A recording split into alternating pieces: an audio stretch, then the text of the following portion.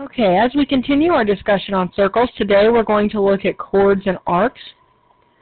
Now, as we start off, a chord is a segment whose endpoints are on the circle. So in this circle O, we have segment PQ, which is not a radius and it's not a diameter, but its endpoints are on the circle, so it is a chord. According to Theorem 12.4, within a circle or congruent circles, congruent central angles have congruent arcs. And we know this because the arc has the same measure as the angle. So if angle AOB is congruent to angle COD, then the arc lengths, the arc measurements are going to be the same as well, and so those are congruent.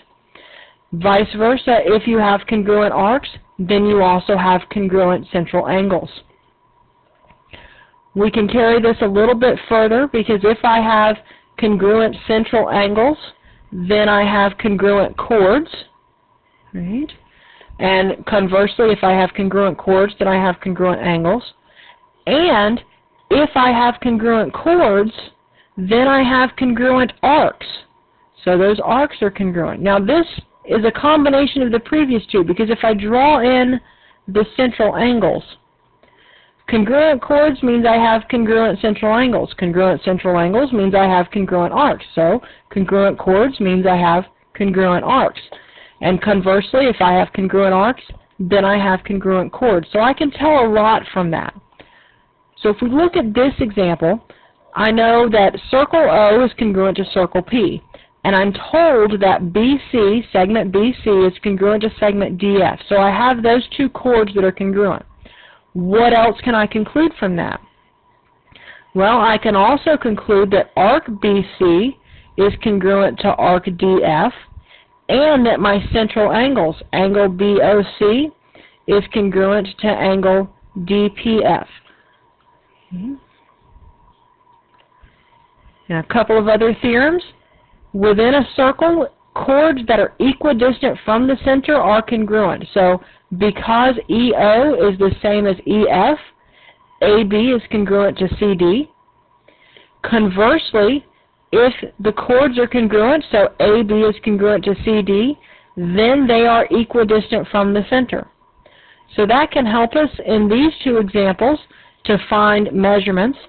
If I want to find the length of RS in circle O, I notice that OQ, and I'm going to label this T so we can talk about it, OT are both 9. That means that chord PR and chord RS are equidistant from the center, so they must be congruent.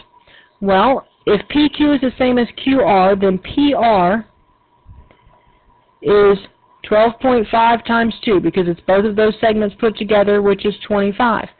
If PR is 25 and it's the same as SR, or RS in this case, then RS has to also be 25. In this second example, to find the value of X, I have that this chord is 36, this chord is 18 plus 18, which is also 36. Since they are the same, they must be equidistant from the center. Well, that means that the only value of X that is possible is 16, because that's how far the other chord is from the center. Now looking at these three theorems, and they all deal with a diameter and with a chord. So for the theorem 12.8, the first one, if a diameter is perpendicular to a chord, so AB is perpendicular to CD, so it makes a right angle, then it bisects the chord and its arc. So that means CE is the same as ED, and arc CA is the same as arc AD. In addition, if a diameter bisects a chord that is not the diameter, so CD is a chord that is not the diameter, the diameter bisects it, so we're told that CE is the same as ED, then the diameter has to be perpendicular to that chord. And finally, in a circle, if the perpendicular bisector of a chord, so we have chord CD, and we are told that AB bisects it and is perpendicular to it, then that chord AB must contain the center. In other words, it has to be the diameter. So we can use that in this example because we have this chord LM, we know that LM is 14. I'm looking for the value of R. I know that KN is 3, and I know it's perpendicular.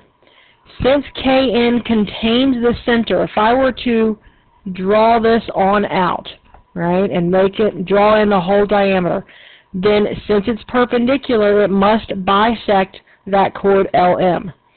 So if I look at triangle KLN, I have a right triangle, which means that my hypotenuse of KL, if I square it using my Pythagorean theorem, it has to be the same as KN squared plus LN squared. Now KL is R, so R squared equals 3 squared plus half of 14 is 7 squared. So R squared equals 9 plus 49. 9 plus 49 is 58, so R squared equals 58. So R is exactly the square root of 58, but I want to know the value of R to the nearest tenth. So I then put that into my calculator, and I find that I get a value of 7.6. I have units in centimeters, so my radius is approximately 7.6 centimeters. Now I know there were a lot of theorems in this section, so if you're still not sure, if you have trouble, go back in the video, look through those again to make sure that you remember them, because although there are a lot, several of them are grouped together and they all deal with the same basic concept. So try to keep that in mind as you go through, because they are going to be important to help you actually solve the problems that we see.